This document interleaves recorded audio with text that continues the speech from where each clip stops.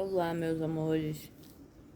Então, eu estava pensando, eu não sei se vocês estão entendendo o que eu estou falando, da forma que eu estou falando. Então, eu não sei se vale a pena continuar a leitura nesse momento ou se eu espero melhorar um pouco mais a minha fala. Eu vou, provavelmente, depois de fazer a radioterapia, devo ficar um tempo com a língua e a boca machucada, o que deve dificultar a minha fala novamente. Eu não sei se eu leio o capítulo de Marcos até iniciar a radioterapia, mesmo com essa dificuldade na fala, porque depois a gente vai passar um bom tempo por conta da radioterapia. Então, depois vocês comentam se está dando para entender, para saber se a gente continua com o Evangelho segundo São Marcos até eu começar a radioterapia ou se deixo para continuar quando eu melhorar. Mas por hoje, compromisso é compromisso. Então, vamos começar o capítulo 1 do Evangelho segundo São Marcos. Começo da boa notícia de Jesus, o Messias, o Filho de Deus. Apresentação do Messias. O anúncio da chegada do Messias está escrito no livro do profeta Isaías. Eis que eu envio o meu mensageiro na tua frente, para preparar o teu caminho. Esta é a voz daquele que grita no deserto: preparem o caminho do Senhor, endireitem suas estradas. E foi assim que João Batista apareceu no deserto, pregando um batismo de conversão para o perdão dos pecados. Toda a região da Judéia e todos os moradores de Jerusalém iam ao encontro de João. Confessavam seus pecados e João os batizava no Rio Jordão. João se vestia com a pele de camelo, usava um cinto de couro e comia gafanhotos e mel silvestres. E pregava: depois de mim vai chegar alguém mais forte do que eu, e eu não sou digno sequer de me abaixar para desamarrar as suas sandálias. Eu batizei vocês com água, mas ele batizará vocês com o Espírito Santo. O Messias é Jesus de Nazaré, o Filho de Deus. Nesses dias, Jesus chegou de Nazaré da Galileia e foi batizado por João no Rio Jordão. Logo que Jesus saiu da água, viu o céu se rasgando e o Espírito, como pomba, desceu sobre ele. E do céu veio uma voz: Tu és o meu Filho amado, em ti encontro o meu agrado. Jesus vai enfrentar o mal. Em seguida, o Espírito impeliu Jesus para o deserto. E Jesus ficou no deserto durante 40 dias. E aí era tentado por Satanás. Jesus vivia entre os animais selvagens e os anjos o serviam. Desse primeiro trecho, fala sobre a chegada de Jesus como o Messias, e João Batista foi quem anunciou sua chegada, no qual ele, ao batizar as pessoas, dizia que veria o Messias, que ele não era o Messias, mas que o Messias ainda estava por vir. É que João batizava com água.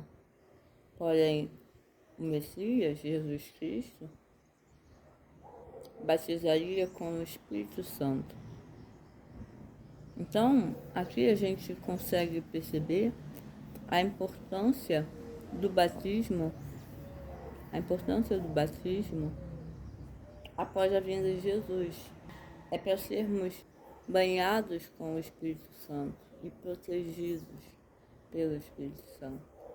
E depois fala sobre a ida de Jesus para o deserto, que durante 40 dias foi tentado pelo maligno. E continua: a cegueira das autoridades. A pregação de Jesus. Depois que João Batista foi preso, Jesus voltou para a Galiléia pregando a boa notícia de Deus. O tempo já se cumpriu e o reino de Deus está próximo. Convertam-se e acreditem na boa notícia. Seguir a Jesus é comprometer-se. Ao passar pela beira do mar da Galiléia, Jesus viu Simão e seu irmão André. Estavam jogando a rede ao mar, pois eram pescadores. Jesus disse para eles: sigam-me, e eu farei vocês se tornarem pescadores de homens. Eles imediatamente deixaram as redes e seguiram a Jesus. Caminhando mais um pouco, Jesus viu Tiago e João, filhos de Zebedeu. Estavam na barca, consertando as redes. Jesus logo os chamou, e eles deixaram seu pai Zebedeu na barca com os empregados e partiram seguindo a Jesus. Jesus vence a alienação. Foram à cidade de Cafarnaum e no sábado Jesus entrou na sinagoga e começou a ensinar. As pessoas ficavam admiradas com o seu ensinamento, porque Jesus ensinava como quem tem autoridade e não como os doutores da lei. Nesse momento estava na sinagoga um homem possuído por um espírito mau, que começou a gritar: que queres de nós, Jesus Nazareno? Vieste para nos destruir? Eu sei quem tu és o Santo de Deus. Jesus ameaçou o espírito mau: cale-se e saia dele. Então o espírito mau sacudiu o homem com violência, deu um grande grito e saiu dele. Todos ficaram muito espantados e perguntavam uns aos outros: o que é isso? Um ensinamento novo dado com autoridade. Ele manda até nos espíritos maus e eles obedecem. E a fama de Jesus logo se espalhou por toda parte, em toda a redondeza da Galiléia. Ser livre para servir. Saíram da sinagoga e foram logo para a casa de Simão e André, junto com Tiago e João. A sogra de Simão estava de cama, com febre, e logo eles contaram isso a Jesus. Jesus foi aonde ela estava, segurou sua mão e ajudou-a a se levantar. Então a febre deixou a mulher e ela começou a servi-los. À tarde, depois do pôr do sol, levavam a Jesus todos os doentes e os que estavam possuídos pelo demônio. A cidade inteira se reuniu na frente da casa. Jesus curou muitas pessoas de vários tipos de doença e expulsou muitos demônios. Os demônios sabiam quem era Jesus e por isso Jesus não deixava que eles falassem. Então, nessa outra parte, fala sobre a convocação, dos discípulos feito por Jesus. Jesus convoca seus discípulos ao seguirem, a fazer o trabalho de evangelização com ele, a serem pescadores de homens. E depois cita alguns dos milagres de Jesus pelo caminho. Um deles, a questão do homem possuído. Então relata bem essa questão dos espíritos malignos possuírem pessoas e Jesus tendo o poder de expulsá-los, sendo Jesus reconhecido pelos espíritos como enviado de Deus. Tanto é que ele fala, tu és o santo de Deus. E depois a questão da sogra de Simão Pedro de estar doente, de cama, e se recuperar rapidamente e começar a servi-los. E aí, já no finalzinho desse trecho, fala que já à tarde começaram outras pessoas a levarem doentes e possuídos por demônios para que Jesus curasse.